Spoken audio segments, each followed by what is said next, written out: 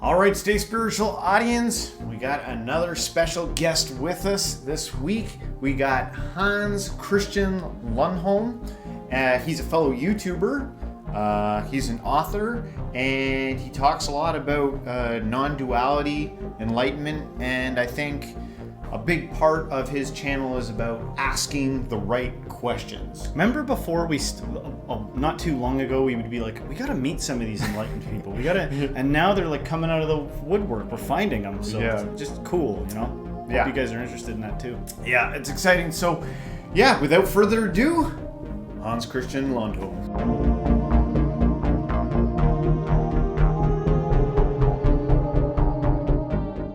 So, well, thanks for making the time to come on the show for us.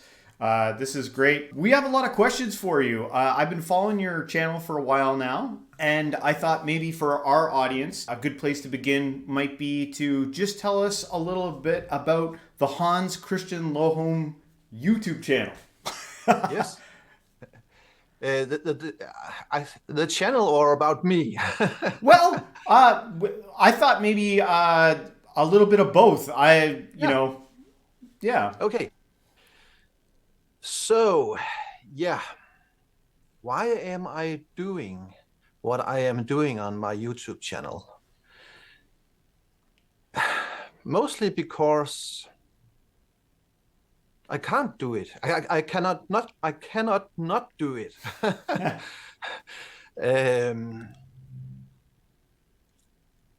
I have something within me that simply wants to get out.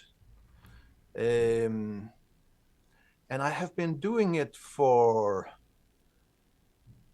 4 or 5 years here in Denmark, in Danish. And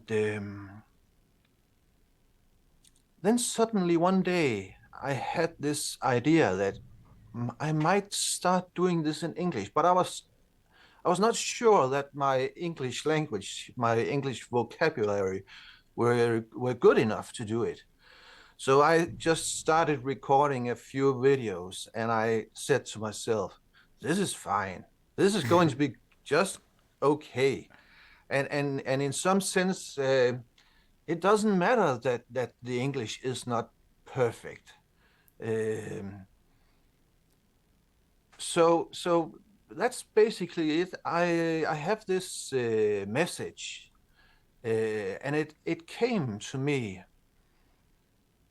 15 years ago. And now we are going into the story about Hans Christian Lundholm. I like the way that you pronounced it. By the way, I cannot remember who is James and who is Justin. I'm James, and this is my brother Justin. Hello. Okay, fine. So James, the way you were pronouncing Hans Christian Lundholm, I know that is difficult. That is tough. But anyway, until 15 years ago, I was living in what we can consider being a normal Western life. I was doing my best to succeed the way that we were told that we have to succeed. So that is basically with business, social status, all of that. And I was I have had a couple of companies myself, running those companies, and I in a traditional sense I was actually quite successful money-wise. It was going okay, but there was something else that was bothering me.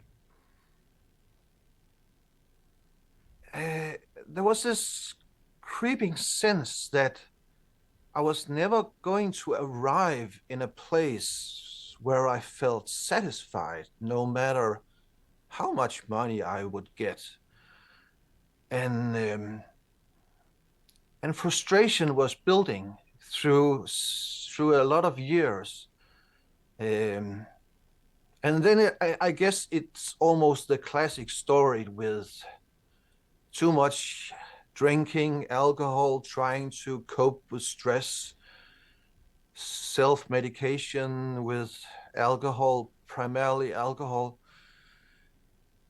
And at that time, I knew absolutely nothing about spirituality. I am a Christian, but I have never, the way Christianity is being shared in churches, I have a hard time resonating with it. But somehow, when I think back, I can remember that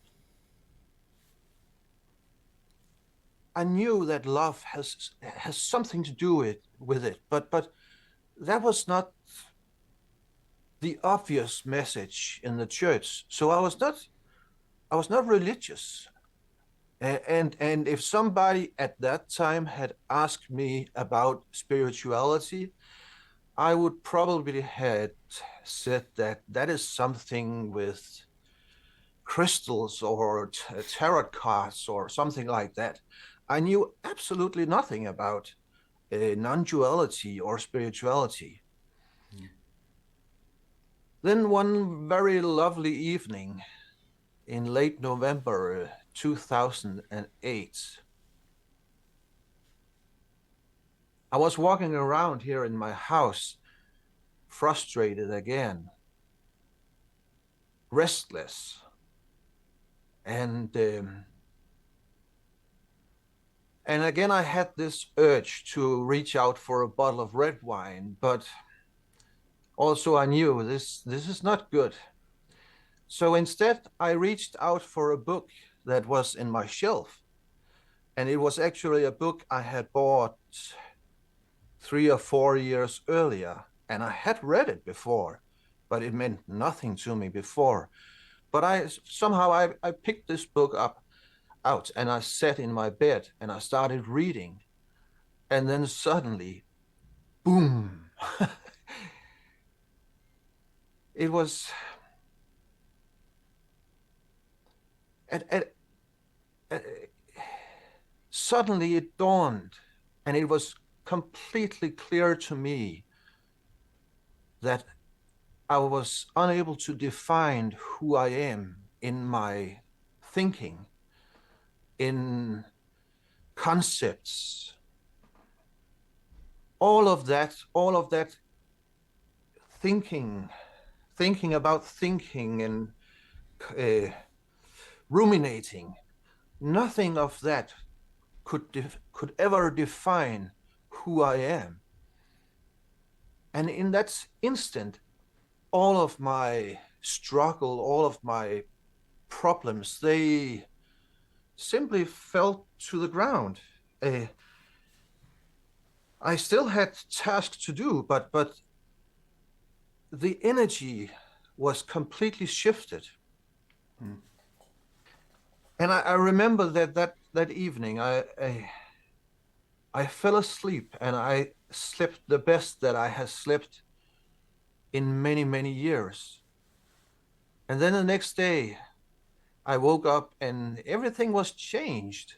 And for the next, I guess, 6 months or something like that, I was just walking around, walking in the forest, walking at the beach, and like born again. And everything was just so beautiful. I was talking to the trees, and it was so strange because I was a completely different human being at that point. And I sometimes I say, if the human being I was before, if that human being had met me, the person I was just 14 days later, the human being that I was would have run away screaming. Yeah. So everything opened up, and from then on, I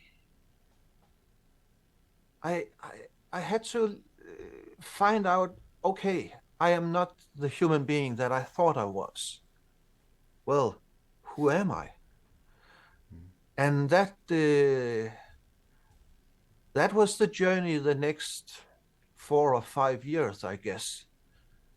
And I was writing a lot. Uh, Epiphany after epiphany came, and I wrote it down, and then suddenly one day I had a pile of paper, and I made that into a book in a Danish book. And then I started recording videos in the Danish language, and I started a YouTube channel in Denmark.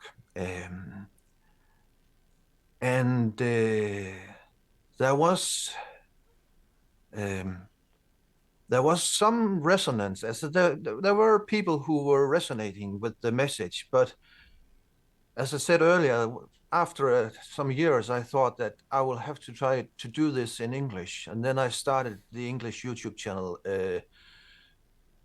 August last year, I think, and it seems to be going okay. It's going I great. Like I found you. Yeah, I've watched it. I've watched it grow exponentially. Like yeah, especially just even recently. And when you said you had like this feeling to release your story, it probably comes from a place of relatability because everything you said about your life there in the beginning seems to be something that a lot of people, I imagine, resonate as they yeah, try to grind out their existence in survival mode. yeah. Um, and then you talk about kind of this epiphany or this thing that Mm. happened to you. The first thing that kind of came to my mind was kind of I don't know who's coined this term, maybe it was us or someone else, but this idea of spontaneous enlightenment. This, or was it something that gradually grew, or was it something that hit you immediately in that moment? I would say it's both, Hmm. but firstly, I'm not really that fond of the word enlightenment. Hmm. Awakening? Yeah, awakening is better. Hmm. I Before we. know I use the word enlightenment in some of my videos, but and some of the titles, but to tell the truth, I actually hate doing the titles to my YouTube videos because if nobody watches them if they don't have some kind of Yeah. drama within them, and Keyword searches. Yeah, I know. I hear Right. you. I hear I hate it. you. Why doesn't the truth But suffice? that's how it is. Okay, was it sudden or gradually? Well, it was both. The awakening was sudden, and for perhaps for a month or two, I thought that this is it. Everything is gone. But the conditioning of the mind is deep seated. So slowly some conditionings is re-emerging, and then I had to look into that, examine it. What's the belief system that is hiding behind this conditioning? And you have to dig very deep sometimes to find the beliefs that are hiding underneath. And then I discovered also that suffering is a kind of an alarm bell. So um, I came to learn about. I, I became it became possible for me to recognize, okay, there is suffering now. Why is there suffering?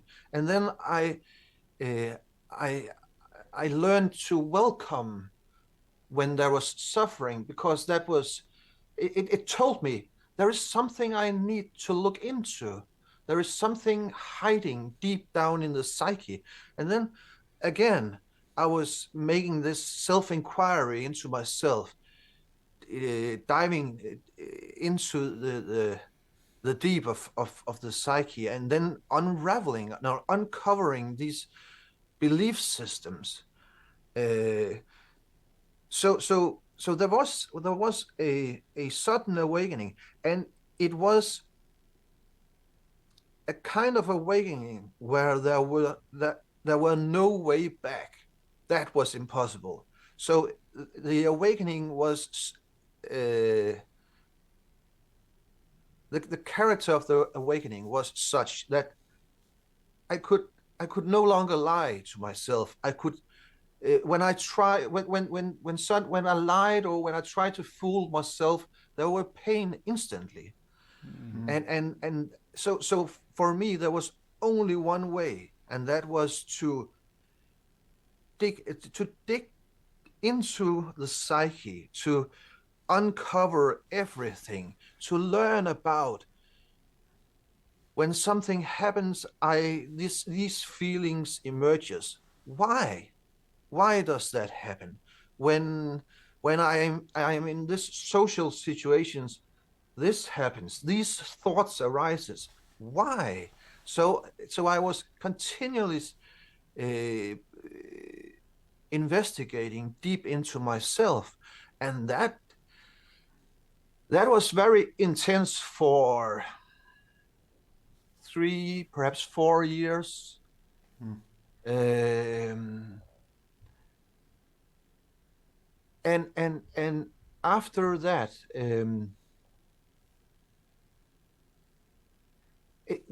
the journey sort of took a new turn, because I had somewhat isolated myself from social engagements, and meditating, being on my own, uh, going out to social situations, trigger something within me, and then back again and meditate on it, what is happening. But at some stage, I realized that I cannot just go and hide. I have to come back into, and I know that a lot of this investigation into myself is similar in all of us. So I knew that I had something to give back. This this feeling, this deep feeling of freedom. Um, I simply could not keep it to myself. I could not just isolate me somewhere and just sit there. I had to give it back, and that was basically why I started sharing. I had to see if there was someone who wants to listen, who could benefit from it, who could help them move on. Uh, so so so this feeling of I need to give back. That is the energy, and that is why I said initially that I cannot not do it, because to me it feels somewhat egoic just to sit there blissed out in my own peace. This is not my peace. This is I cannot claim that this is my peace. This is everybody's peace. So I have to give back. So sudden or gradual, both. I would call it clearing up afterwards, and a sudden awakening, and then clearing up afterwards. Yeah. And to some extent, there is still some clearing up going on, even 15 years later. And I'm very sure that it will never end, and it doesn't matter. And it correlates to many stories I've heard that are similar to yours, that do have kind of a sudden beginning, and then afterwards, it brings to mind Eckhart Tolle for the first year sitting on park benches, and then people being like, "What's up with you?" and him going, "I don't know," and then going and finding out about enlightenment afterwards, right? And another hallmark is sometimes I find is that people that I guess we would regard as awakened, like yourself, sometimes having issue with some of the language, like enlightening and stuff like that. Right before the show started, I said, I wonder if a better term than awakening would be not sleepening. You know what I mean? Like, just sometimes you got to get at it from a different angle, it seems, because the whatever your idea is the hindrance to, which leads me, I guess, to my question, which is, from your perspective, what is the hindrance to people that actually care about this, are interested to know, what is the hurdle here that they must get over? other than the obvious one, which is a belief about it. Mm.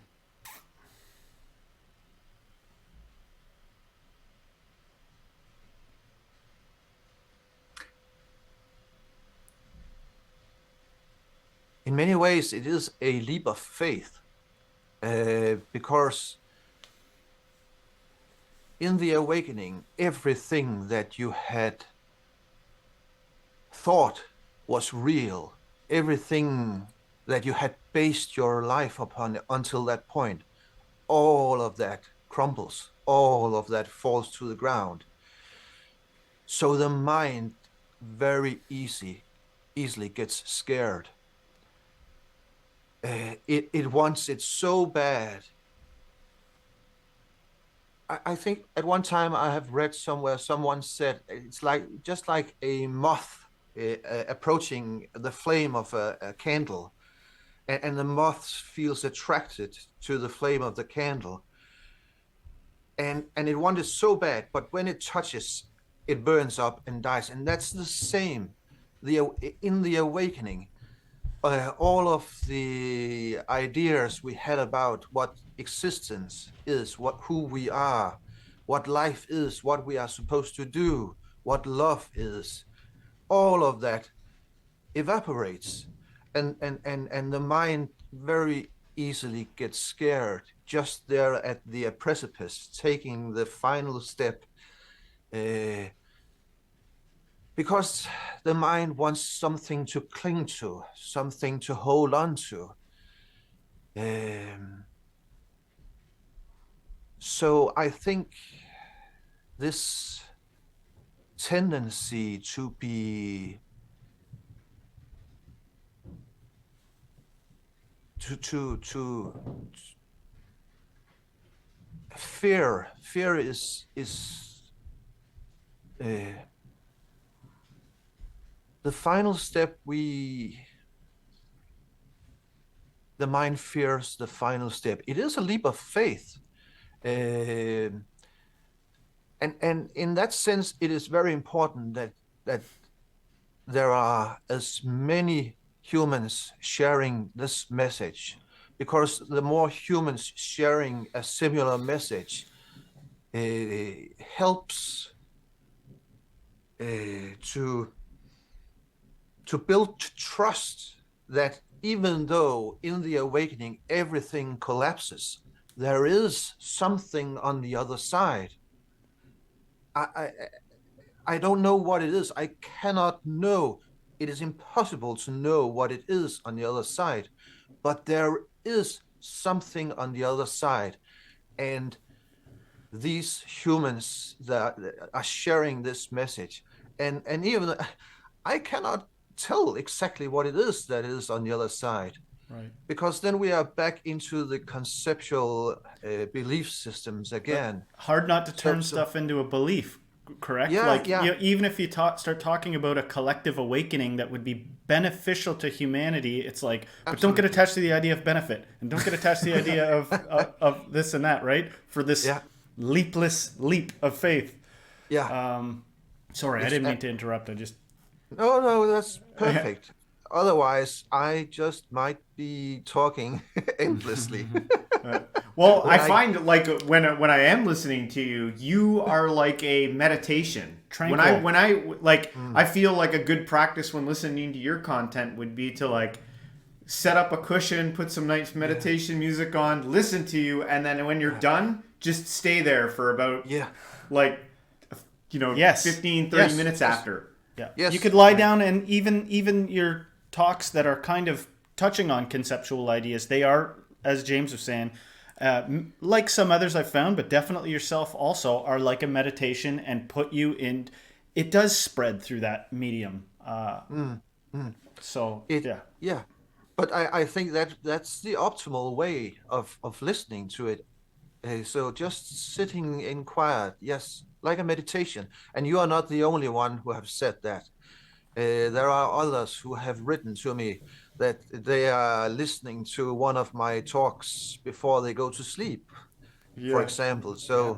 So and it's wonderful. Absolutely. So, and that is what I mean by giving back. Um, this awakening can happen gradually. We do not. It does not have to be an explosive awakening. A gradual awakening is just fine. And Justin, you were talking about this collective awakening, and as I see it, it will happen.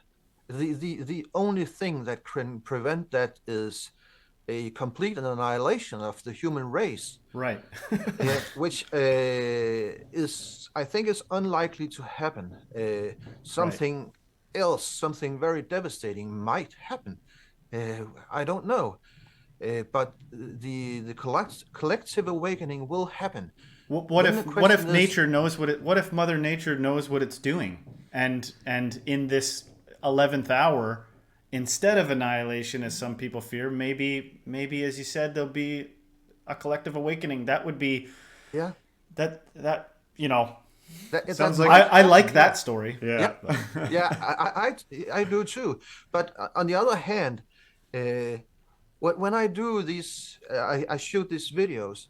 I don't have an expectation that something is happening right now, or uh, and and and and the real benefit from the videos that I am shooting might be in 300 years or something like that. And again, it doesn't matter to me because I am life.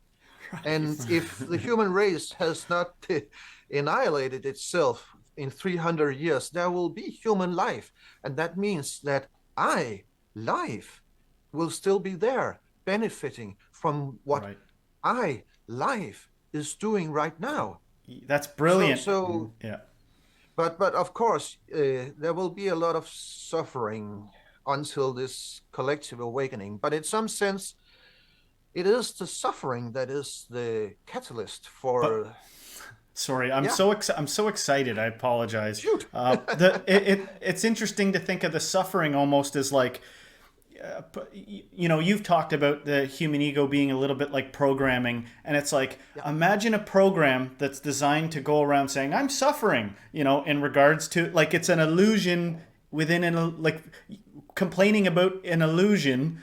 yeah, Sometimes I get that sense, right? Which leads me to kind of an odd question I have, which is, I do notice that your character is tranquil, and I've noticed that among a lot of awakened folks, is they seem very calm. They seem to radiate calmness and love and all this stuff. And with some of the work both me and James here have done, which involves meditating and spending hours in contemplation, I have gotten the sense before of entering into a more tranquil state, a little more detached, less identification with the ego.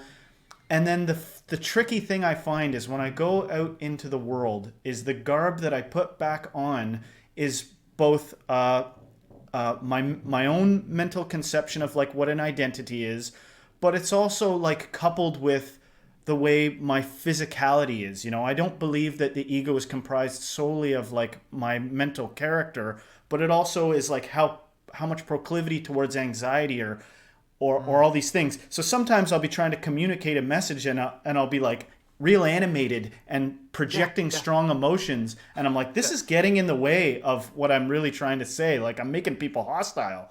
So, but then sometimes if you change your character, which I've done, like I've gone to social events and be like, I'm going to put on the character of a more chilled out person. There's an aspect of that feels to me as like, is this really me though? And are people taking this in as somebody who's not panicky, or are they seeing it as like a pretension on my side of things? yeah. So I guess the question is, what's with that hangover of just the old typical ego that you see that you're wearing like a mask? You know what I mean? But you're like, Yeah. it doesn't seem to embody that tranquility that other people who are clearly had a shift in their consciousness display. I don't know. That was complicated. I apologize. No, I think I got it. Let's see. Patience. Right. Patience, yeah, impatience. That is the ego. It wants to control. It wants to be in control of it. And just in those two different scenarios that you were describing, none of those scenarios is you. Right. Right. That's that I don't get. That's the part I don't Yeah. quite get yet. None of those scenarios is you, because the first scenario where you are kind of excited, that's a part of the human ego that wants to succeed so badly. So we get all emotional and geared up to and then we start to be a little afraid to do. How will it work out? Does I succeed? And I have to remember this. I have to remember this. And then, because we need to remember the stuff, we start talking faster and faster and faster. So that's the first It's like insecure scenario. and frantic. Yeah, yeah. And then Yeah. the other scenario, that's also true. That is not you either. Uh, I would say that it, in some sense, is closer to who you are than the first. What happens is that I also used to be fast speaking. And early on, I learned that if the energy level within me, if I allow that to raise, then at some point it triggers old conditionings. And then this conditioning takes over and just simply starts to run the game again. So what's going on inside of me is that I don't know if I can say that I am monitoring myself, but I am being aware. I'm not losing myself within the talking. It's kind of like I'm sitting here and just watching Hans Christian talking, and if I notice that Hans Christian is starting to get emotional and starting to speak faster and faster, then I have a simple little dial say inside say, slow down. No need to hurry. We are not in a hurry here. Just take it easy. And then the peace is there, reestablished. And also, when I'm doing the videos, I'm not trying to remember anything when I'm shooting the videos, recording them. I just simply sit down in front of the camera, turn on the camera, and then I sit and wait. And usually it takes 1 or 2 minutes, and then a sentence suddenly emerges within the mind. And then I speak this sentence, and from there, everything just simply flows. And I am only verbalizing what I am experiencing, what comes to me. So there is no need for me to try to remember anything. There is no need to. There is no anxiety with it, because somehow what I'm saying is just emerging. It's just appearing. It is somehow, I'm somehow just making myself available, and then I say, okay, use me for something. I'm here. Use me. I want to give back. And then I sit quiet, and then a sentence come, and I say it, and then it just goes. So it. I don't know if that was really an answer to your question. That was a beautiful answer, and I do Okay. believe that kind of an answer transmits something to the listener, because they see an example even just cognitively, how you put that together of how they might be able to something I believe within people can recognize that and get clued into what you're talking about. As a side answer or as a side question, I would just say sometimes it feels, and this kind of goes with the first thing I said. Sometimes it seems as though I can get some distance from the ego, or start to get a little more objective view of what's going on with the mind. But the body seems to be a whole nother thing. And the last awakened person we had on here, I asked them similar about can the body processes change after awakening? Like, can healing happen? This sort of thing. But for you, I guess I'll pose it like this. First of all, do you believe that it's possible to harbor trauma within the body, like holding patterns of emotions within the body? And second of all, what is to be done about that? What kind of communication could be done? Because I get the sense that you can get the idea that there's nothing to hurry to. There's nothing to be rushing around or conjuring more emotions about. But for some people, I get the sense that their base emotional state is kind of chaotic from harboring that in the body. What could you say about that? Well, I will say that spiritual bypassing, that is a concept where we come to believe that meditation, spirituality can heal everything. And then we have a paradox here, because it can heal everything, but it does not necessarily happen as fast as we would like. So some people who are traumatized, if it is really a hindrance in everyday life, they definitely need to seek traditional medicine, traditional, what's it called? Therapy? Yeah, therapy, or even I would say even the help of modern medication could be beneficial, because yes, trauma in the body. Trauma in the body does not necessarily evaporates with an awakening. And a long time after an awakening, there can still be trauma in the body. But the relationship we have with the trauma, the relationship that we have with ourselves, becomes different. And this peace will make the trauma become less and less. But as I said, if it is very severe, it is important to seek traditional help,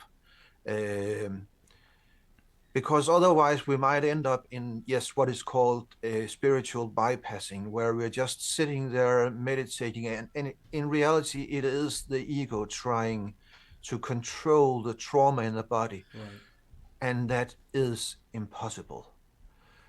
It might even get worse, because the trauma is actually the fight and flight mechanism that is kind of stuck in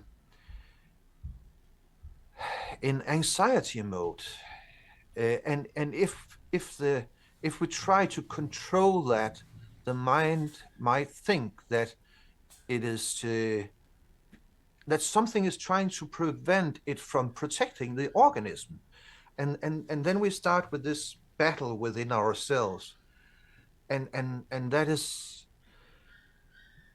what I call spiritual bypassing, and that is not good. So healing trauma in the body, again, patience. Okay. We need to calm down everything within us.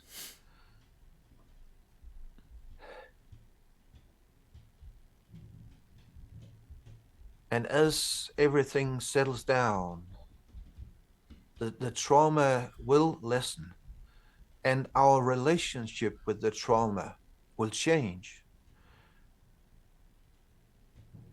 We might even begin to see the trauma as something that could be helping me to awaken. Because there is a lot of suffering within the trauma. And we tend to carry a lot of ideas about. Also, there is often a lot of, what's that called, when you criticize yourself. What would you call that? Criticize yourself for not being good enough. Oh, insecurities, just Yeah, negative just simply self-talk. no blaming. Right. There's often a lot of self-blame involved in trauma. Why am I unable to control this? Why? Yeah. Uh, and and and that is that's actually the ego that is blaming itself. But the ego cannot do anything about the trauma. Right. The trauma that needs to be, the healing is coupled with the ability to lower the intensity and the cultivating the peace within meditation and meeting ourselves with love, with forgiveness, with understanding, with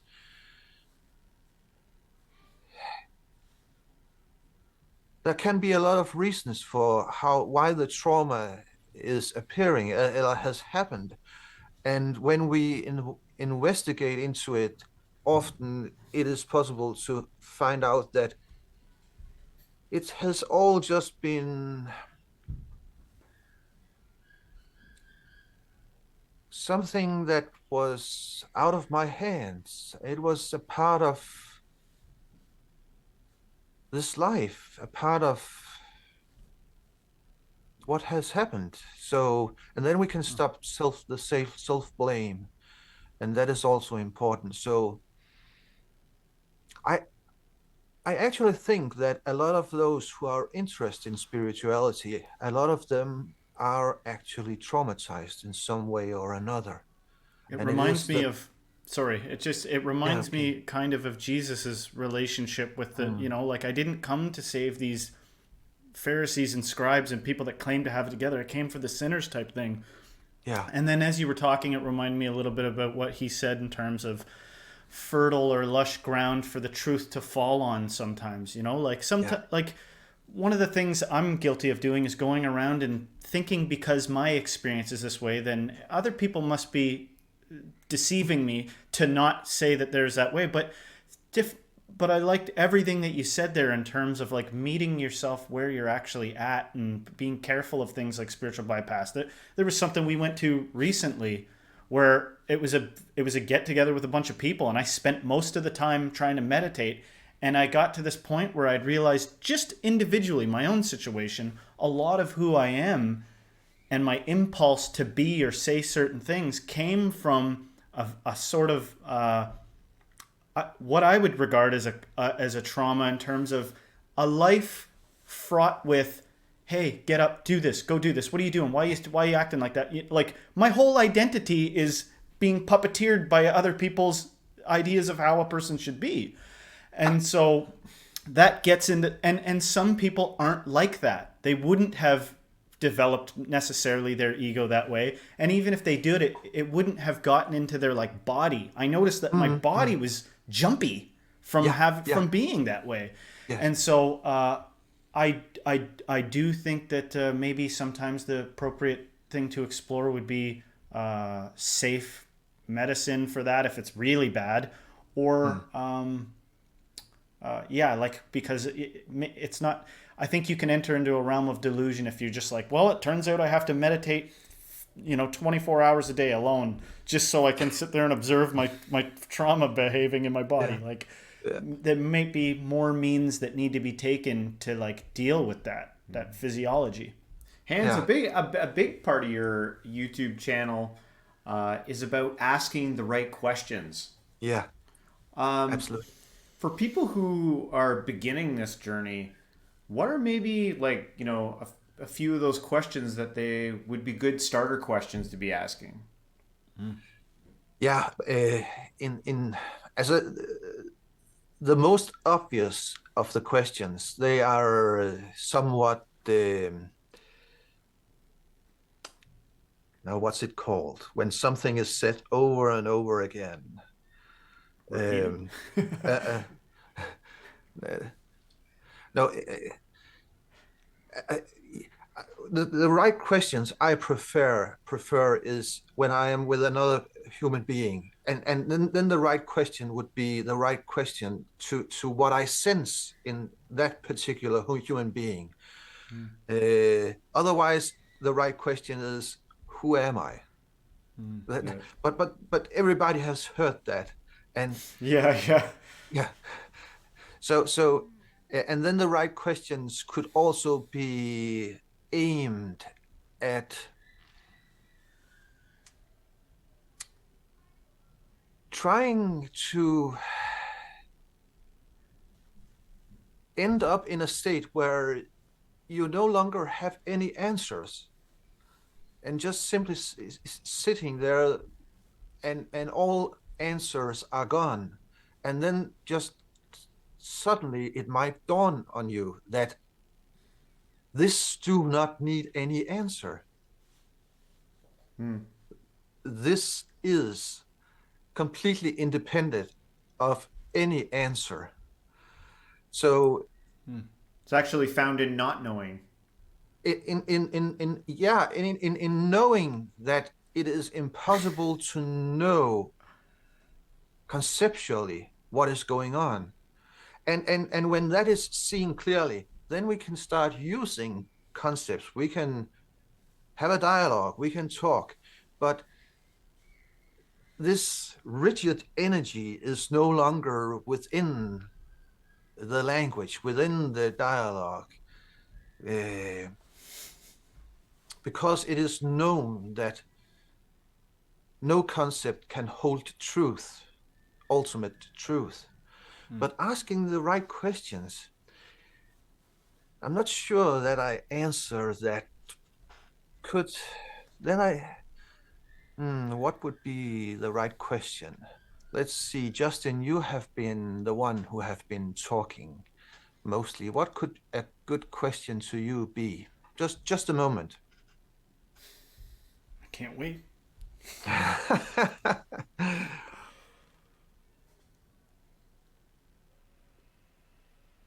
Okay, let's go back. Go back to the scenario where you were describing that when you're doing a presentation, you were like this, and then you try to be more cool and more calm, and then you try to be that. So a question could be, how could you be any of those if you are able to shift from one to another? Correct. And then back again? Yeah. How could you be any of those? But sometimes I'm known for kind of going, and everybody wants to make small talk, and I want to talk about deep things or something. Yeah. And so a idea I've put out there is everybody's identity is a fiction. I'm going to talk like Matthew McConaughey for the rest of the, I'm just going to be someone different. That's how surface this is. And so I'm crazy enough that I'll actually do that. I do it on the show. Sometimes I wear makeup. Sometimes I get, I'll dress in my PJs and pretend like what I think enlightenment is. But that is perfect. That is just you having fun. Yes, and yes. you know it. Yeah, Yeah. you're just acting out, and that is perfect. It is so important to be able to make fun. Otherwise, this spirituality, it tends to become very serious. Yeah. So yeah, and so it is very important. So that's perfect, Justin. Play those roles. I think But so. then afterwards, when you put the roles to the side, ask yourself, what is not a role? What's left? Yeah. Well, so that's the What is problem not for a me. role? If I'm being honest, sometimes the issue is that, I can try out some different identities, and I think it's worth it sometimes to shake up social situations and norms and stuff like that. But I think that the issue sometimes is that when you do stop and you're like, okay, well, what's left? Okay, I've toyed with all these identity things. I've been willing to give things up. I've been willing to take things on for a while. What is left at the end of it? And oftentimes people say, well, what's left is like an they'll get poetic about it and be like, there's this infinite well of love and beauty. And that's where I would say my ego sneaks in through the back door and fits into that spot and doesn't let me identify with that, and instead finds a way to be like, no, you're your back pain. No, you are this nervous feeling within you. And I would like to one day, have that not be the identification, and tap into what is often, like I said, poetically talked about by enlightened people as seemingly a beautiful state of being, which is also regarded as like just how it is. You just gotta recognize that it hasn't been anywhere else. Yeah, but it's perfect. I ask you this question: what is left when everything, all the roles are being put aside? And then you started trying to describe what is left, Right. but that is not what you're supposed to do. You this question, what is left, it cannot be answered in words, and you do not even have to answer it towards yourself. Don't look for a description when you ask yourself what is left when all of these roles are put aside. Then just sit, be quiet. Don't expect a conceptual answer. Feel, sense into what is left, and just simply stay there. Stay.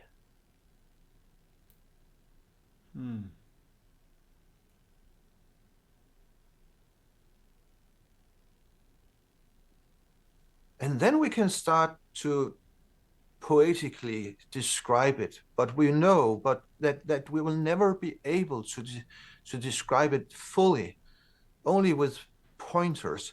But actually, it is extremely simple, and the conditioned mind hates it for being that simple. Give me something difficult to do. But it is very simple. So what is left? And don't try to answer that question in concepts.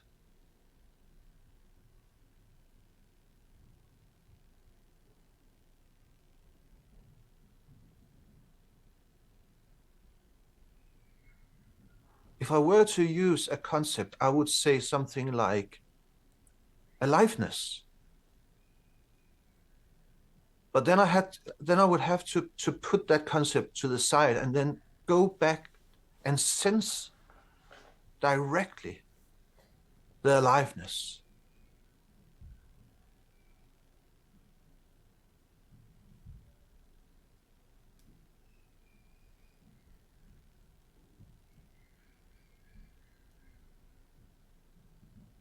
And the beautiful, that it is so beautiful just to, yes, I am here. I am. And then again, put the concepts aside and then just sit with that. There is aliveness.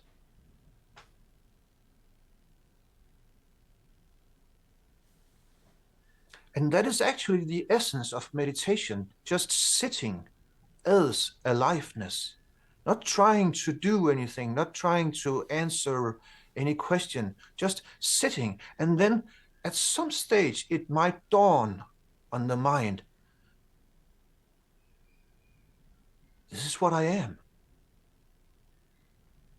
And then the concept away, and then sit again. And then the mind starts to rediscover, I am this aliveness. And then it can ask itself, What is this aliveness? And then we start to use all of those words again. It's peaceful. It's boundless. I cannot find any limit.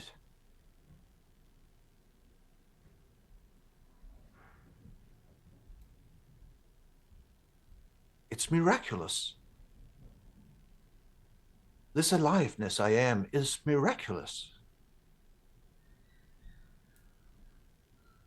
And then the mind discovers that there is not someone who is aliveness. Aliveness is. There is not someone who has this aliveness.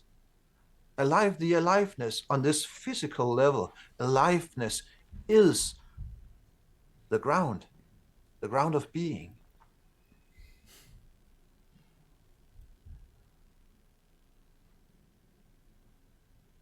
And then just simply stay with that.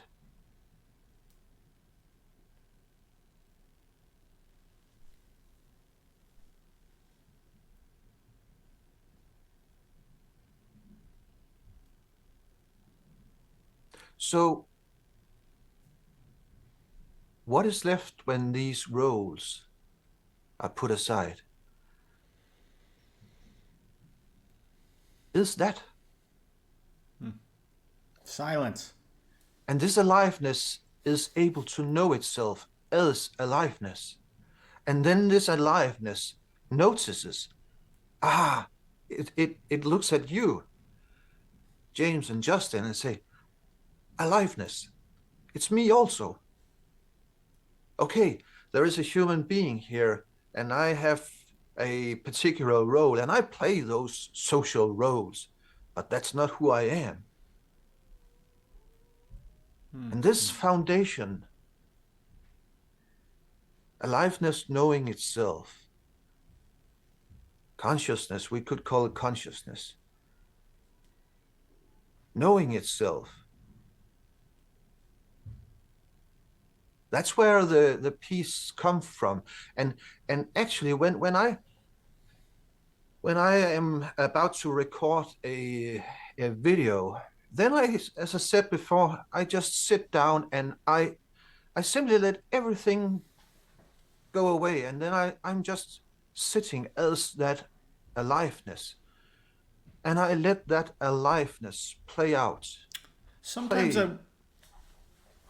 sometimes I wonder if sometimes contrast plays a big role. Some of us have been on a gradual path, and that might look a little bit different. It makes me think about Ram Dass. I'm not sure if you are familiar with him. I know the name, but I must admit, I have never read or watched anything about Ram Dass, but I know the name.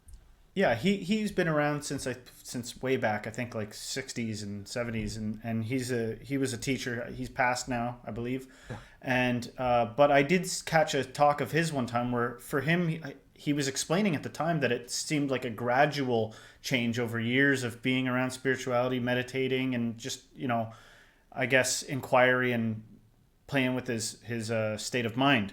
I think maybe sometimes a big difference can be somebody where, there was a time, there was a while back where I noticed I was resisting everything. I was existing in resistance, fear of death, fear of losing this, fear of losing that. And there was one day in particular that I decided I'm going to accept everything. I'm going to just do this process of, I don't care how long it takes me. I'm going to search my mind actually for any hidden fears I have and accept them, whatever it is, and state that I accept that it's, And it was a kind of a bizarre practice, but I noticed markedly there was a bunch of relief that had happened to me. Now, that's not the same thing as somebody that has a dramatic transformation from being, drinking too much. Their character's one way, and then boom, an awakening happens, and they're like, you can see the marked difference. That guy was not peaceful like that yesterday. He's changed. Yeah. And sometimes I think that's its own thing. Some people have an awakening and then they're so they're hooked hook, line, and sinker to this phenomenon, and that guides all the defragging of their mind and process that happens to come after. For some of us, I think that it's maybe a little more gradual than that, and piece by piece. If you had known me and James here 5-10 years ago, we wouldn't have even probably had the wherewithal to sit patiently and speak for this long. Yeah, but I feel like listening to you is almost an advanced practice, because nowadays everything is instant gratification, and I want it. Give me the information fast. Yes. And for someone who comes from that world to tune into maybe some of your content, I could imagine it being like it causing them to stir, because everything has to become fast, and so you have long pauses, and listening to you, like I said earlier, is it's a meditation in itself. Yeah. So anyone who would just randomly stumble across your content, I think they would have to already have a little bit of experience with it. Or perhaps no experience at all, because sometimes having no experience could actually be an advantage. Yes, maybe. Yeah. Maybe, yeah. Because the experience you have put together could be some kind of a belief system, an expectation what is going to happen, and then you're sitting there waiting for that to happen. And So people are craving the type of presence that you bring to the table too. People are craving a simple, tranquil, calm experience, and that is what you bring. And I think that's great. I love the thank you. The shift in culture where that's making room for In a world where someone everything like yourself. nowadays seems to be so loud and in your and in your face. Yes. Hans, I gotta be honest. I've promised my wife, who's kept my whole house quiet upstairs, that I would try to keep it to an hour. So we've hit that marker. Oh. But I know. So I'll grant you one more question. I have one more question that I'll ask after. It's more of just a interest question. So you ask your question, and then I'll ask mine, and we'll wrap her up. I don't have another question. Sorry. But I will say this much, that we could have another talk another day. Yes, some other yes. time. Then we'll do it again. So yes, that would be amazing. Yes. See what you. I just want to say thank you. Thanks for coming, and I'm glad that we've met now. It's great to speak to someone like yourself. So thanks again, and I look forward to the next time we do this. I wanted to just make note of, even your art is tranquil. I noticed your art. Beautiful. I actually really like kind of that you tell me this all the time, that my art is kind of abstract, geometric. With shapes within other shapes, and smaller shapes building larger shapes, and painting the art is my meditation. So I'm just simply doing it because, again, I have to do it. So thank you for. It's beautiful. I like it. I really like it. Thank you. Perfect. Yeah. So maybe just for our audience, I know you've got a book that you've got, a different kind of knowing. Maybe you could let our audience know, where they can find you. Yes. The book is on Amazon, and right now you can buy it as a paperback or an ebook, and I will record an audio book, but. Oh yes, thank you. Someone wrote me that she would love to hear me reading it as an audiobook, because then I would put in the same energy, and I will do that later this year, but I don't know when. But I will do it. It's on Amazon, and then I have a website, an international website and a Danish website. At this point, there is not much going on the Danish websites. A lot of the Danish people, they have followed me on the international website. But Hans Christian Lundholm, .org, and perhaps if you don't know how that is spelled, then a link in the description or something like that. Yes, we'll leave links to all your stuff for you. Perfect. So Hans, thanks again. This was amazing, great, and I guess all I can say is until next time. Until next time, we have an agreement. Yes. All right.